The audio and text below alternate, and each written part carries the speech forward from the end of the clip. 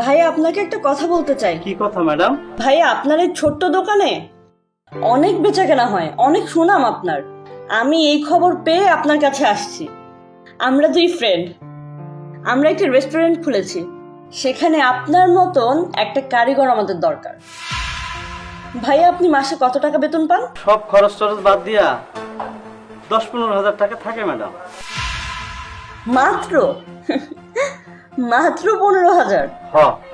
আপনি যদি আমাদের রেস্টুরেন্টে জব করেন তাহলে আমরা আপনাকে মাসে 50,000 টাকা করে দিব। 50,000? ভেবে দেখতে পারেন, এমন সুযোগ বারবার আসে না। আর আপনার সুনাম যতটুকু শুনেছি, আমাদের রেস্টুরেন্টে আপনি কাজ করলে আমাদেরও ভালো হবে, আপনারও ভালো হবে। না না না না না না ম্যাডাম। ভাইয়া প্লিজ আপনি আপনি না করবেন না। আপনাকে